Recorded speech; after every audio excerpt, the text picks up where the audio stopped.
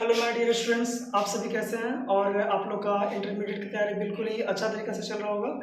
आज मैं आप लोगों के सामने पोएट्री सेशन के एक्सरसाइज 4 ऑड टू ऑटम का समरी बतलाने जा रहा हूं। तो देखिए, एग्जामिनेशन के व्यू से ये बहुत ही इंपॉर्टेंट है। इसमें देखते हैं क्या होता है। जो ऑड टू ऑटम, सबसे पहले ये जानिए कि ऑटम जो है, ऑटम एक सीजन है। ऑटम एक सीजन है और इस सीजन में क्या क्या प्रतिक्रिया होती है, वो सभी प्रतिक्रियाओं के बारे में दिया हुआ अति बुक में हम पढ़ा चुके हैं। आप लोगों ने बहुत ही बेहतर तरीके से इसे पढ़ा है। आज हम इसके समरी के बारे में देखेंगे। तो चलिए देखते हैं कहता है क्या। दिस पोयम कौन poem, this poem ode to autumn, मतलब यह कविता has been written by John Keats. यह कविता जो है वह जॉन किट्स के द्वारा लिखा गया है। ध्यान दीजिएगा, ऑड टू ऑटम के लेखक कौन है? John Keats. Ode to autumn के लेखक कौन है? John Keats. Ode to autumn को किसने लिखा है? जॉन किट्स ने लिखा है। He was a great lover of nature, ये इंपॉर्टेंट है, ध्यान दीजिएगा कि वह जो थे मतलब ग्रेट लवर ऑफ नेचर, प्रकृति के एक महान प्रेमी थे। मतलब कि उनको प्रकृति के चीज़ों से बहुत ही ज़्यादा प्रेम था, बहुत ही ज़्यादा स्नेह था।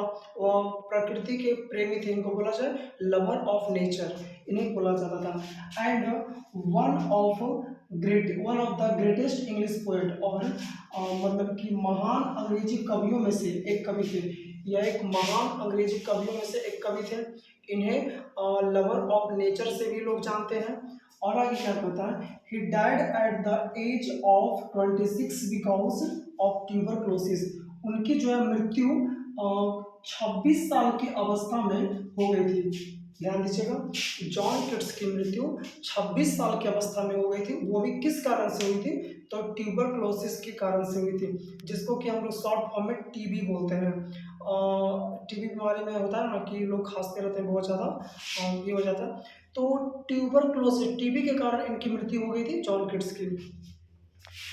इन दिस पोयम, इस कविता में Keats describes beauty and characteristics of autumn. मतलब इस कविता में किट्स जो है वर्णन करते हैं beauty and characteristics of autumn.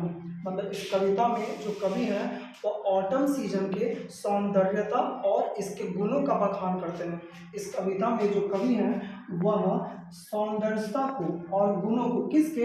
तो ऑटम सीजन, तो ऑटम के सौंदर्यता और गुणों को क्या करते हैं? वर्णन करते हैं। गुणों को क्या करते हैं? वर्णन करते हैं और उसका बखान करते हैं। आगे इसमें क्या होता है, इन फर्स्ट स्टैंडर्स, एक बात देखिएगा, ऑड टू ऑटम सीजन को जॉन किट्स ने 3 स्टांजा में बांटा और प्रत्येक स्टांजा में 11 पंक्ति है। तो एग्जामिनेशन में क्वेश्चन ये भी दे सकता है कि ऑड टू ऑटम को कितने स्टांजा में बांट करके बनाया गया है या उसे कंपोज किया गया। तो 3 स्टांजा में, और प्रत्येक ऑड टू ऑटम के प्रत्येक स्टांजा में कितने लाइन्स है? तो 11 लाइन है। ध्यान दीजिए। चलिए, इन फर्स्ट स्टांजा, यानी कि पहले बोले था ना कि 3 स्टांजा है। इन फर्स्ट स्टांजा, पहले स्टांजा में the sun and autumn are conspiring to bless trees with fruits and to swell the gourds. पहले स्टांजा में सूर्य और ऑटम सीजन दोनों मिल करके क्या करते हैं? कॉन्स्पायर करते हैं। दोनों मिल करके एक योजना बनाते हैं। क्या चीज योजना बनाते हैं? क्या षड्यंत्र रचते हैं? To bless trees with fruits. सूर्य कॉन्स्पायर करते हैं, सूर्य ऑटम सीजन से मिलकर के कॉन्स्पायर करते हैं, षड्यंत्र रचते हैं। क्या षड्यंत्र रचते हैं?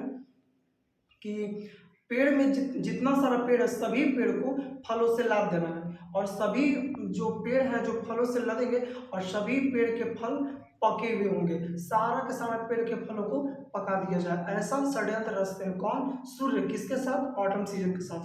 आगे क्या कहता है कि and to swell the gourds, और गॉड मतलब ना पूरा स्वेल द गॉड्स, पूरा स्वेल, ध्यान दीजिएगा, स्वेल द गॉड्स। गॉड्स बोला गया है लौकी को। लौकी जो होता है ना, लौकी एक चैप्टर हम पढ़ाएंगे उसमें, एक चैप्टर का नाम है, देखिए उसमें सिक्कान्वय होता है, वो उसमें लौकी का बड़ा ही शौकीन होता है। तो गॉड्स के बारे में बहुत सारा काफ़ी चर्चा किया गया उसमें। सर एट द आर्टिस्ट में सिक्कान्वय उसका दिया, जो बेंजी होता है। इसमें आगे देखिएगा, in second stanza autumn is viewed as a woman and its presence is felt on granary floor. ध्यान दीजिएगा, पहला स्टांजा में तो हम लोग देख लिए, पहला स्टांजा में क्या होता है, पहला स्टांजा में सूर्य जो है वो ऑटम सीजन के साथ मिलकर कॉन्स्पायर करते हैं कि कैसे गॉड को स्वेल किया जाए, कैसे लौकी को फुला दिया जाए, कैसे पेड़ पौधे के जितने जितने सारे पेड़ पौधे सभी पेड़ पौधों के फलों को क्या कर दिया जाए, फलों को मतलब ना आशीर्वाद देते हैं कि सभी पेड़ के फलों को फुला दिया जाए, यानी कि पका दिया जाए, लौकी को भी फुला दिया जाए, सभी वृक्ष जो है ना फल फूल से लगे रहे।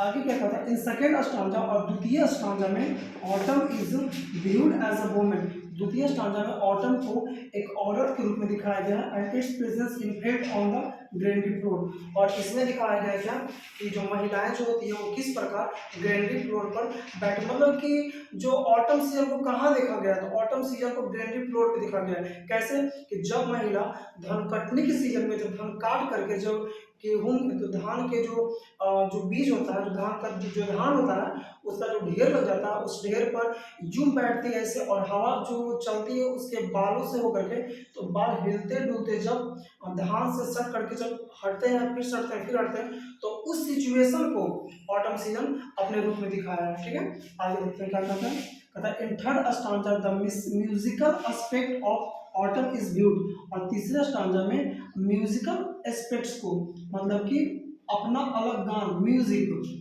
ऑटम सीजन में दिखाया गया है। In can be hear in bleating, इसे सुना जा सकता है ब्लीटिंग में, एक चहचहाती भरे स्वर में, और फुल ग्रोन ऑफ लैम्ब, भेड़ जो अपने मुंह से जो ब्रीथिंग करता है, जो आवाज निकलता है, उस आवाज में हम ऑटम सीजन के गान को सुन सकते हैं। और किस रूप में सुन सकते हैं, सॉन्ग ऑफ क्रिकेट, ये क्रिकेट कोई खेलने वाला क्रिकेट, ये खेल का नाम नहीं है, क्रिकेट का मतलब झिंगुर होता है, झिंगुर। तो झिंगुर का जो गान है, जो झिंगुर जिस तरह से बोलता है उसी स्वर को प्रकृति, उसी स्वर को बोला गया कि ऑटम सीजन का ये क्या सॉन्ग है। आगे क्या है, twittering on swallow in the sky, और आकाश में जो छोटे मोटे जो पंछी होते हैं, छोटे मोटे जो कीड़े मकोड़े जो उड़ के जो चहचहाते हुए ची ची करते हुए जो इधर उधर जो फ्लाई करते हैं, ऊपर उड़ते हैं, उनके आवाज़ों को ही बोला गया है ऑटम सीजन के सॉन्ग के बारे में, उसी को बताया गया है। जैसे झिंगुर जो है अब अपने मुंह से आवाज निकाल रहा है, चिड़िया चहचहाती हुई उड़ रही है, कौवा काँव काँव करते हैं, मतलब कि प्रकृति का एक अपना अलग मधुर गान है। हवा जब चलती है तो कभी कभी उससे भी साए साए जिससे ध्वनि उत्पन्न होती है, और जिसे हम लोग महसूस भी करते हैं। तो इस तरह के आवाज को, इस तरह के गान को बोला गया है क्या कि नहीं, ये ऑटम सीजन का ध्वनि है, ऑटम सीजन का एक अपना गान है, म्यूजिकल एस्पेक्ट। तो चलिए, उसके बाद यहीं तक क्लास था। तो आप लोगों ने यहाँ पे देखा कि ऑटम सीजन को 3 स्टांजा में बांटा गया था। पहले स्टांजा में जो सूर्य है वो ऑटम सीजन के साथ, ऑटम के साथ कॉन्स्पायर करते हैं, षड्यंत्र रचते हैं, और षड्यंत्र किस रूप में रचते हैं कि जितने सारे पेड़ पौधे, सभी पेड़ पौधों को फलों से लाद दिया जाए, सभी पेड़ पौधों को फलों से पका दिया जाए।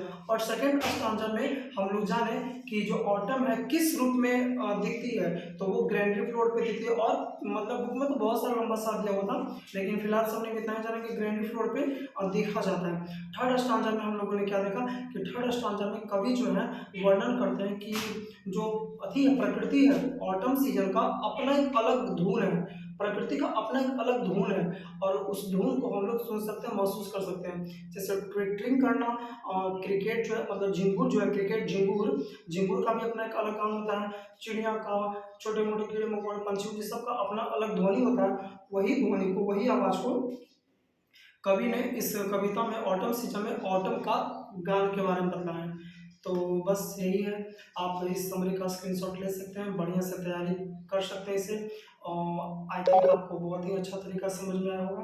तो ठीक है, बेस्ट ऑफ लक, आप इसे स्क्रीनशॉट ले लीजिए।